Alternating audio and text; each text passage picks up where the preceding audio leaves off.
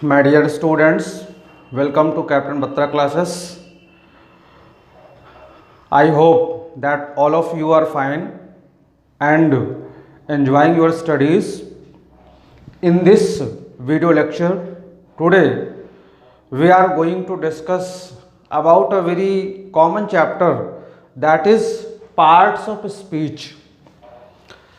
If I ask any student that what are the parts of speech, अगर किसी भी विद्यार्थी से ये पूछा जाए कि पार्ट्स ऑफ स्पीच क्या होते हैं, तो आपको उसका रिप्लाई ये मिलेगा कि noun, pronoun, verb, adverb, conjunction, preposition, interjection, इनको हम पार्ट्स ऑफ स्पीच कहते हैं.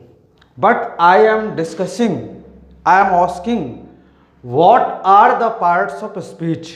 आखिर पार्ट्स ऑफ स्पीच हम कहते किसे हैं? तो पार्ट्स ऑफ स्पीच का मतलब यह है कि पार्ट्स ऑफ स्पीच और द वर्ड्स, यानी पार्ट्स ऑफ स्पीच हम उन शब्दों को कहते हैं, उन वर्ड्स को कहते हैं that are used while speaking और राइटिंग. लिखते समय या बोलते समय हम जिन वर्ड्स का यूज करते हैं, जिन शब्दों का इस्तेमाल करते हैं, उन वर्ड्स को हम पार्ट्स ऑफ स्पीच कहते हैं. अब ये जो पार्ट्स ऑफ स्पीच है टोटल 8 पार्ट्स में डिवाइड है. इंग्लिश लैंग्वेज में हम जितने भी वर्ड्स बोल सकते हैं, जो भी वर्ड्स इंग्लिश लैंग्वेज में बोले जाते हैं, ऑलमोस्ट इंग्लिश लैंग्वेज में 2 lakh words are spoken in English language, जिसमें से 75% वर्ड्स यूज में हैं और 25% वर्ड्स ऐसे हैं जो यूज में नहीं है, ऑब्सोलीट है. अगर इन सारे वर्ड्स को ले लिया जाए तो all these words are called parts of speech. Means to say parts of speech हम उन शब्दों को कहते हैं जिनको हम अपने लिखते समय या बोलते समय जिनका हम प्रयोग करते हैं. For your query clarification, I have written a sentence on the board and I did my best to include all the parts of speech excluding interjection. इस सेंटेंस में मैंने ये कोशिश की है कि सारे पार्ट्स ऑफ स्पीच आ जाएं, क्योंकि ये सेंटेंस असर्टिव है, इसलिए इसमें हम इंटरजेक्शन को इंक्लूड नहीं कर सकते. तो एक सेंटेंस बोर्ड में लिखा है, A fat cat was sitting on a mat while a mouse was running slowly around it. A fat cat. अब इसमें जो A लिखा हुआ है, this is an article, और जो आर्टिकल्स होते हैं वो डिटरमिनर्स होते हैं और इनको हम एडजेक्टिव की कैटेगरी में रखते हैं. ए एंड द ये आर्टिकल्स हैं और इनके लिए कोई अलग से पार्ट्स ऑफ स्पीच नहीं है, लेकिन ये जो आर्टिकल्स हैं ये एडजेक्टिव्स में इंक्लूड किए जाते हैं, क्योंकि ये नाउन को ही क्वालिफाई करते हैं एडजेक्टिव की तरह से. जैसे एडजेक्टिव किसी नाउन को या प्रोनाउन को डिस्क्राइब करता है, ठीक ऐसे ही जो आर्टिकल है ये भी किसी नाउन को ही क्वालिफाई करता है. ए एंड द ये तीनों, इसलिए इनको हम एडजेक्टिव की कैटेगरी में रखते हैं. ये अलग से कोई पार्ट्स ऑफ स्पीच नहीं है. तो A is an article. Fat, fat एक शब्द है जो एडजेक्टिव है और ये कैट को डिस्क्राइब करता है. जैसे अगर हम सिर्फ ये बोले कि अ कैट वॉज सिटिंग, तो हम ये नहीं बता सकते कि वो कैट किस प्रकार की थी. जब हमने उसके पहले लिखा फैट वर्ड, तो ये कैट को डिस्क्राइब करता है. इस प्रकार से कैट एडजेक्टिव है, फैट एडजेक्टिव है. कैट जो है ये नाउन है. Cat is a noun.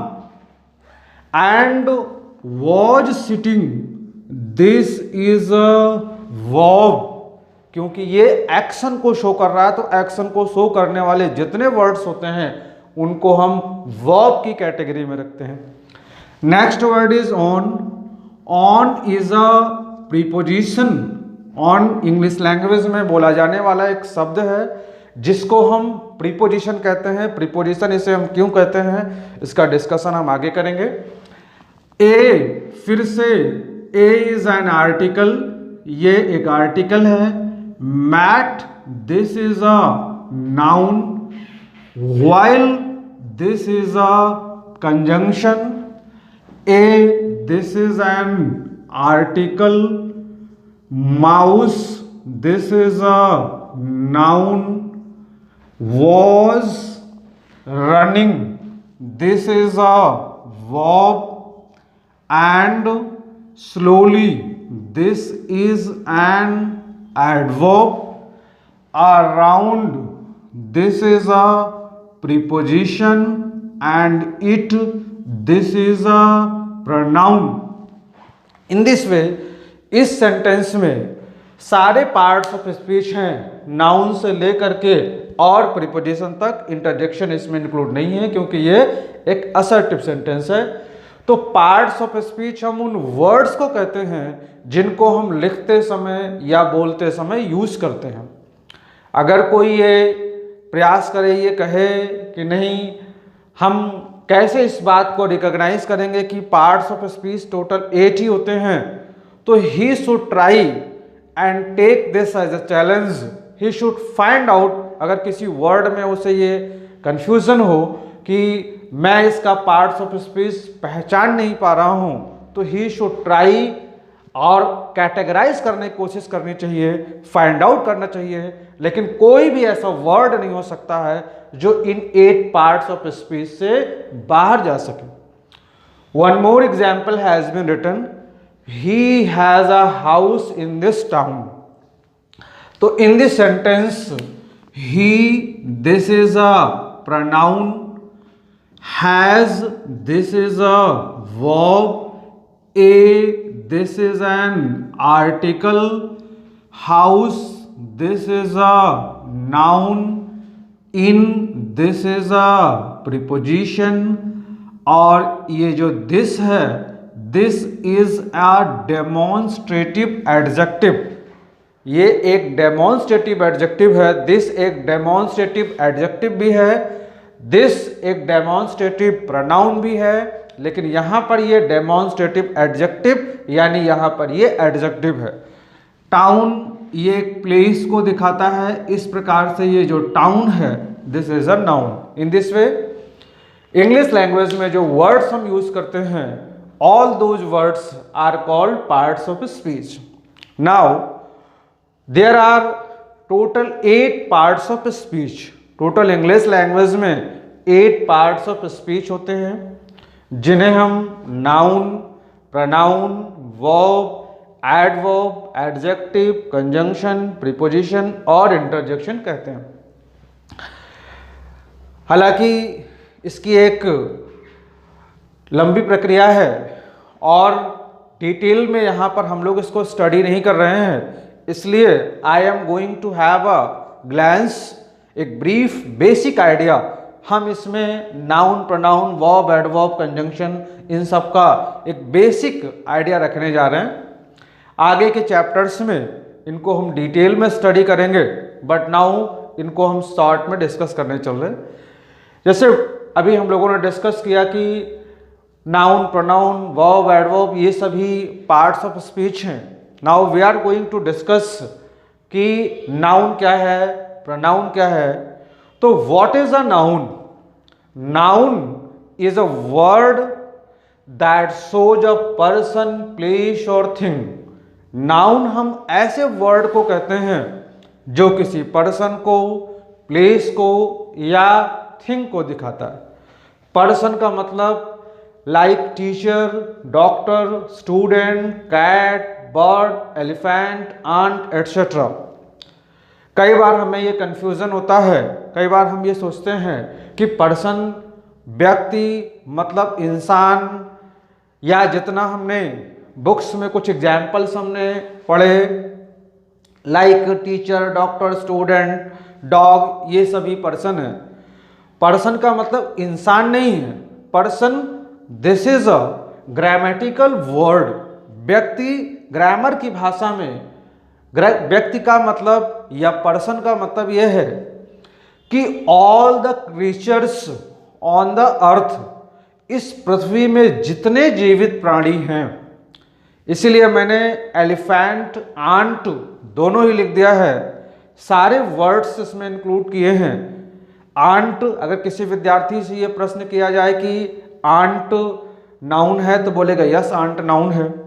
अब आंट जो नाउन किस प्रकार से है, आंट पर्सन है कि प्लेस है कि थिंग है, देन ही इज कंफ्यूज्ड कि आंट को वो पर्सन कैसे कह दे। या अगर इसमें स्नेक लिख दिया जाए कि स्नेक इज अ पर्सन और नॉट, कि स्नेक ये पर्सन है कि नहीं है, तो now this becomes a confusion for the student, क्योंकि वो पर्सन को हमेशा इंसान से जोड़ करके देखता है, इसलिए वो कंफ्यूज्ड होता है। लेकिन पर्सन ये एक ग्रामेटिकल वर्ड है, और पर्सन का मतलब ये है कि ऑल द लिविंग क्रीचर्स, जितने जीवित प्राणी होते हैं, उन सारे जीवित प्राणियों को हम पर्सन कहते हैं। Starting from elephant to ant, ये सभी पर्सन्स कहलाएंगे। From today onwards there should be no confusion कि पर्सन कैसे कहते हैं। पर्सन का मतलब जिनमें जीवन होता है। अब कई बार विद्यार्थियों में ये क्वेरी आ जाती है कि सर ट्री ये पर्सन है कि नहीं है, क्योंकि साइंस में ट्री एक लिविंग है। बट आई डिड नॉट से कि living things, I said living creatures. दूसरी बात यह है कि English language this is not a scientific language, इसमें हर चीज का एक्सेप्शन है। और आप ये नहीं कह सकते कि हमने पर्सन लिख दिया तो अब इसमें सारी चीजें आ जाएंगी। जस्ट लाइक अगर यहां पर वायरस लिख दिया जाए तो वायरस जो है ये ना तो लिविंग है और ना ही नॉन लिविंग है, बट ये किसी का नाम है, क्योंकि नाउन की दूसरी डेफिनेशन भी है कि ऑल द नेमिंग वर्ड्स, जितने नेमिंग वर्ड्स होते हैं उन सब को हम नाउन कहते हैं। तो tree this is a naming word, ये ट्री किसी वस्तु का, किसी का नाम है, इसलिए ये नाउन है। वायरस ये किसी का नाम है, इसलिए ये नाउन कहलाएगा। इसकी वजह यह है कि इंग्लिश लैंग्वेज ये एक बहुत साइंटिफिक लैंग्वेज नहीं है। इसके पीछे जो ब्रिटिशर्स हैं, जो जहाँ से इंग्लिश का रूट है, जहाँ से इंग्लिश का ओरिजिन है, दे लव फ्रीडम, और वो किसी नियम में बंद करके नहीं रहना चाहते, इसलिए वो नियम को वॉयलेट करते रहते हैं। फिलहाल पर्सन का मतलब है कि जितने लिविंग क्रीचर्स होते हैं, all the living creatures should be called noun, person, and after that noun. Next word is place. Place का मतलब ऐसे words जो किसी स्थान को शो करते हैं, like school, platform, class, house, field. ये सभी words, keep this in your mind that noun is a word. noun सबसे पहले एक word है, प्रोनाउन सबसे पहले एक वर्ड है। यही पार्ट्स ऑफ स्पीच की डेफिनेशन है। तो noun is a word that shows a person, यानी नाउन हम उस शब्द को कहेंगे, नाउन हम उस वर्ड को कहेंगे जो किसी पर्सन को शो करेगा, जो किसी प्लेस को शो करेगा। अब प्लेस को शो करने वाले इंग्लिश लैंग्वेज में जितने भी वर्ड्स होंगे, all those words should be classified under place. Next word is thing. thing का नाम आते ही हम ये सोचते हैं कि नॉन लिविंग, नॉन लिविंग मतलब न्यूटर। तो examples also have been written from the same view point, but will discuss this in depth. तो थिंग मतलब pen, paper, chair, door, car, ये सभी नॉन लिविंग थिंग्स हैं। और थिंग हिंदी में वस्तु, और इसको हम न्यूटर जेंडर के अंदर रखते हैं, लेकिन वस्तु का मतलब सिर्फ नॉन लिविंग थिंग ही नहीं है। जैसे अगर मैं ये लिख दूं कि beauty, beauty, next word is duty, next word is knowledge. अब ये जो वर्ड्स लिखे हैं इनका पार्ट्स ऑफ स्पीच क्या है? Is beauty a thing? Now candidate is confused कि ब्यूटी थिंग कैसे हो सकता है, बिकॉज थिंग की डेफिनेशन हमने अपने दिमाग में यही बना रखी है कि जो नॉन लिविंग है, लेकिन ब्यूटी तो दिखाई देने वाली चीज नहीं है, तो आप इसे लिविंग या नॉन लिविंग कैसे कह सकते हैं? Students very हरीडली jump that this is an abstract noun. वो ये बोलते हैं कि ये एक ऑब्स्ट्रैक्ट नाउन है, बट ऑब्स्ट्रैक्ट नाउन तो है, लेकिन उसके पहले आपको ये प्रूव करना पड़ेगा कि whether this is a noun और नॉट। क्योंकि अगर ये नाउन है तो या तो पर्सन होगा, या तो प्लेस होगा, या तो थिंग होगा। So we have to prove it whether beauty, duty, knowledge this is a thing और नॉट। ये थिंग है कि नहीं? अगर थिंग है तो कैसे? तो you will have to keep in your mind that all the objects that are subject matter of our senses, यानी हर वो चीज जो हमारे इंद्रियों का विषय है। इंद्रियों का विषय का मतलब यह है कि what ever can be seen, whatever can be touched, what ever can be heard, what ever can B smelt, what ever can be scene. Even अब तो ब्यूटी ना तो दिखाई देता है, ड्यूटी ना तो दिखाई देता है, ना सुनाई देता है, ना हम इसे टच कर सकते हैं, फिर ये हमारे सेंसेस का सब्जेक्ट मैटर कैसे? तो नेक्स्ट इसकी डेफिनेशन ये है कि even we can think of, अगर हम कोई चीज के बारे में सोच भी सकते होंगे तो दैट विल बी थिंग। और beauty, duty, knowledge this is the matter of our thinking, ये हमारे सोचने का विषय। Beauty can not be seen ना। If we discuss about that this is an abstract noun, कि ये एक ऑब्स्ट्रैक्ट नाउन है, तो ऑब्स्ट्रैक्ट नाउन का मतलब ये है कि जो चीजें हमें दिखाई नहीं देती। हिंदी में ऑब्स्ट्रैक्ट नाउन का मतलब है अमूर्त संज्ञा। अब ब्यूटी हमें दिखाई देती है कि नहीं दिखाई देती? नॉर्मली अगर स्टूडेंट से ये पूछा जाए कि can you see beauty, reply will be yes we can see beauty, but beauty can not be seen. Beauty को देखा नहीं किया जा सकता, ब्यूटी को महसूस किया जा सकता।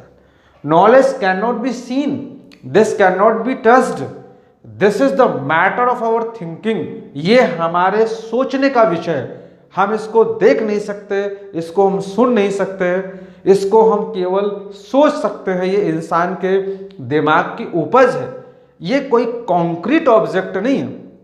There are two words, abstract and concrete. Concrete means जो चीजें हमको दिखाई देती हैं, whatever can be seen, whatever can be touched, जो हम देख सकते हैं, छू सकते हैं, उसे हम कॉन्क्रीट कहते हैं। लेकिन जो चीज हमें दिखाई नहीं देती उसे हम ऑब्स्ट्रैक्ट कहते हैं। तो इन दिस वे थिंग के अंदर हर वो चीज आएगी जो हमारे इंद्रियों का विषय है, और इसके अलावा अगर उसको हम सोच भी सकते हैं तो that also will be classified under thing. तो in this way noun is a word that stands for a person, place or thing. Next parts of speech is pronoun. Pronoun is a word that replaces a noun. Pronoun हम ऐसे word को कहते हैं जो किसी noun को replace करता है। replace करने का मतलब है कि वो किसी noun के place पर, उसकी जगह पर यूज होता है। अब क्वेश्चन ये है कि हम किसी प्रोनाउन को नाउन की जगह पर आखिर क्यों यूज करते हैं। तो इसका जवाब ये है कि किसी भी नाउन को किसी भी भाषा में बार बार प्रयोग नहीं किया जाता। लाइक अगर मैं ये कहूँ कि Ram is absent because Ram is ill, तो दिस इज रॉन्ग, क्योंकि राम को हम 2 बार सेंटेंस में यूज नहीं कर सकते। हम ये कहेंगे Ram is absent because he is ill.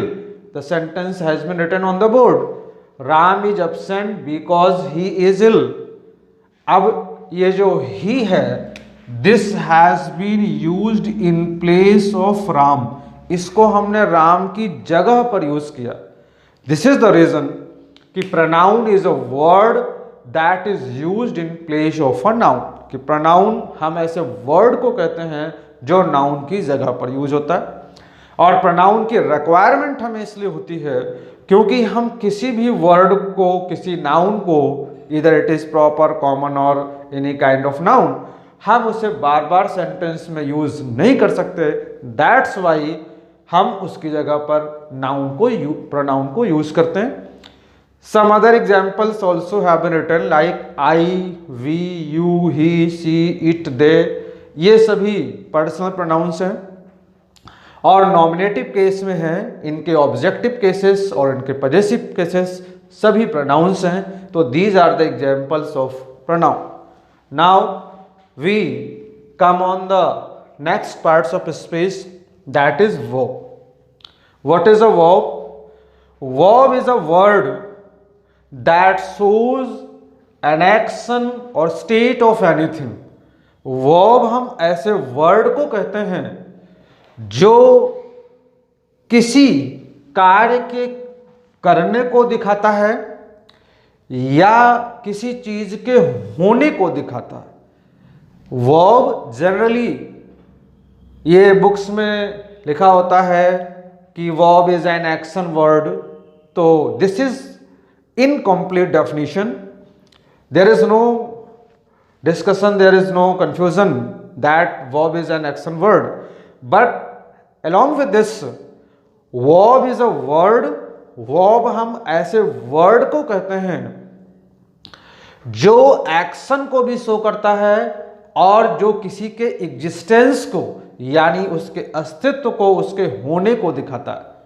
Like he plays cricket, अगर हम सिर्फ ये बोले कि verb is an action word, कि वर्ब एक एक्शन वर्ड है, तो हमारी ये डेफिनेशन यहां पर रॉन्ग हो जाएगी, क्योंकि आई एम अमित में कोई भी एक्शन नहीं हो रहा। अगर मैं ये कहता हूं कि आई एम अमित, इसका मतलब है कि मैं अमित के रूप में इस संसार में एग्जिस्ट करता हूं, मेरा अस्तित्व है। तो there is no action, this shows the existence of I और अमित। तो इस प्रकार से ये जो एम है वो आई के एग्जिस्टेंस को शो करता है। और this is a verb, here he plays cricket में play, this shows an action. तो इस प्रकार से verb is a word that shows an action or state of being, किसी चीज के होने को, उसके अस्तित्व को दिखाता है या किसी चीज के एक्शन को दिखाता है। This is called verb. This is the short summary of the verb. Some more discussion also have to take place, that will be in next discussion, next further lecture. Next word is adverb. What is an adverb? Adverb is a word that modifies a verb, an adjective or another adverb itself. Adverb की definition क्या है? Adverb हम ऐसे word को कहते हैं जो किसी verb को modify करता है, या एक adverb किसी adjective को modify करता है, या एडवर्ब खुद दूसरे एडवर्ब को मॉडिफाई करता है। मॉडिफाई करने का मतलब क्या है?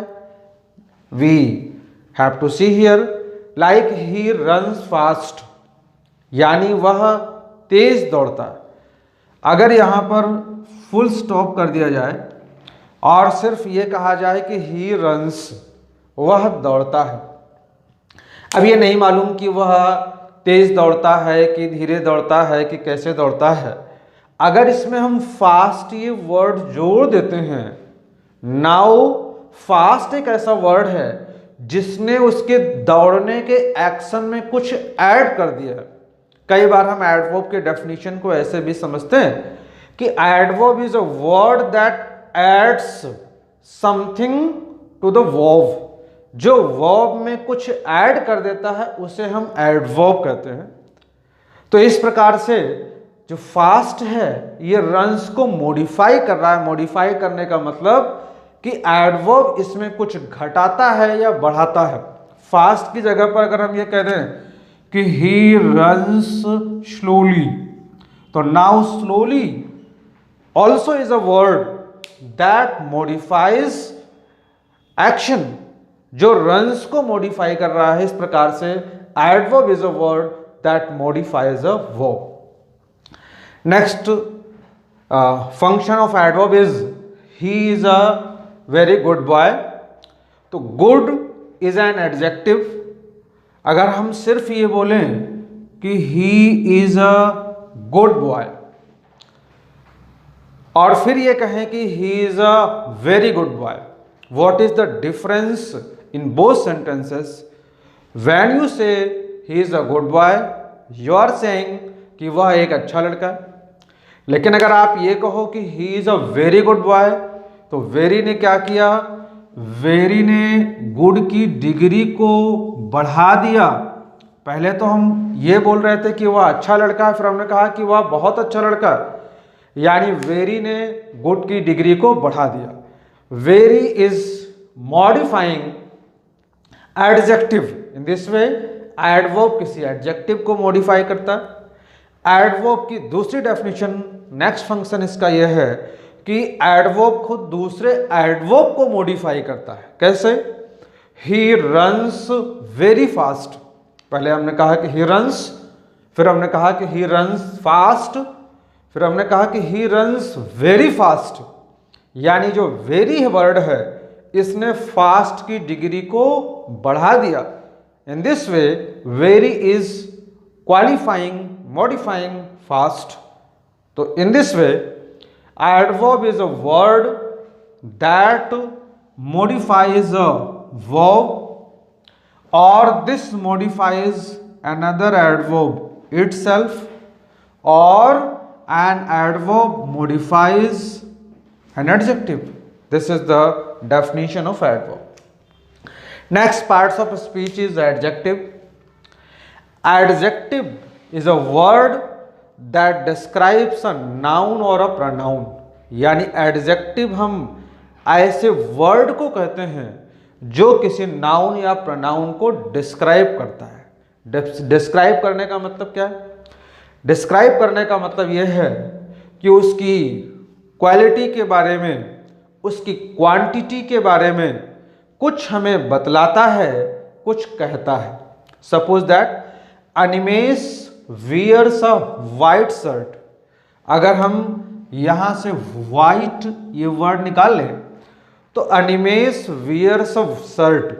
Now we do not know कि which kind of shirt Animesh is wearing.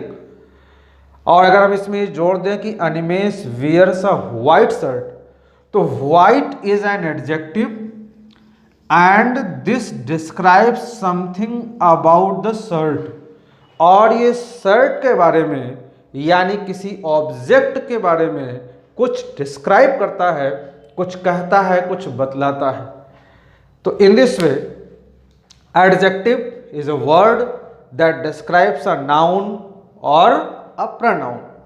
Next parts of speech is conjunction. What is conjunction? Conjunction is a word that joins or combines two words or sentences. Conjunction हम ऐसे words को कहते हैं जो दो word को या दो सेंटेंसेस को ज्वाइन करने का काम करता है। Like Ram and Shyam are good friends. Here and is a conjunction and this is joining Ram and Shyam. Ram is a word and Syam is a word, and these words are being combined by and. In this way, and is a conjunction here. Next example is he plays but his friend reads, यानी वह पढ़ता है लेकिन उसका friend वह खेलता है जबकि उसका फ्रेंड पढ़ता है. He plays, this is a sentence, and his friend reads, this is a sentence, and these two sentences have been joined by but, and this is a function of a conjunction. So in this way, but is a conjunction and is a conjunction. So these are the conjunctions. Next word is preposition. Preposition is a word that shows the relationship of a noun or a pronoun with another word in a sentence. यानी preposition हम ऐसे word को कहते हैं जो किसी noun या pronoun का सेंटेंस में दूसरे वर्ड के साथ या दूसरे नाउन या प्रोनाउन के साथ रिलेशनशिप को शो करता है. अब रिलेशनशिप एक ऐसा शब्द है जो विद्यार्थियों से पूछने पर कि what is relationship, they will reply relationship मतलब संबंध, और अगर ये पूछो कि व्हाट इज मतलब संबंध किसे कहते हैं तो दे विल से कि relationship. But we have to know here in context of preposition what is relationship, यानी प्रीपोजिशन के संबंध में, उसके रेफरेंस में, प्रीपोजिशन के रेफरेंस में संबंध शब्द का, रिलेशनशिप शब्द का क्या मतलब है.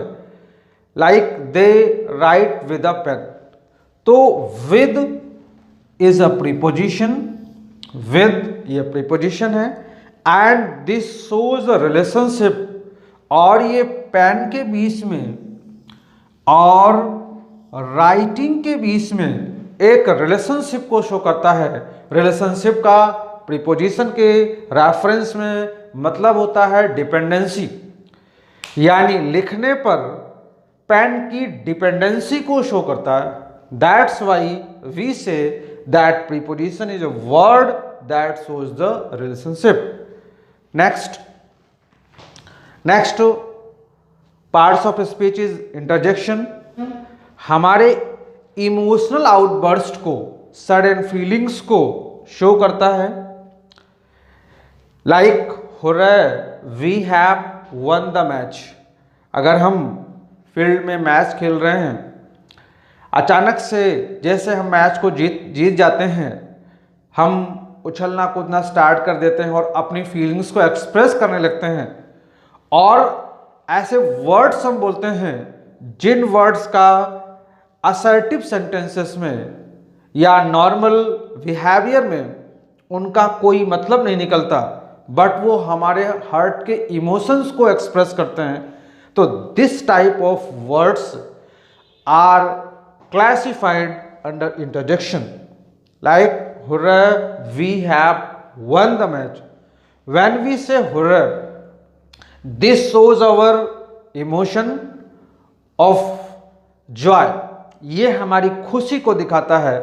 When any British or American or those people who communicate, speak and live in English, who feel English, when they speak hurray और अलास, तो इसका एक्सप्रेशन उनके चेहरे पर दिखाई देता है. हुर्रे बोलते ही हमारे अंदर जॉय की फीलिंग आती है, and that is express through hurray we have won the match. And next is sentences alas I have undone.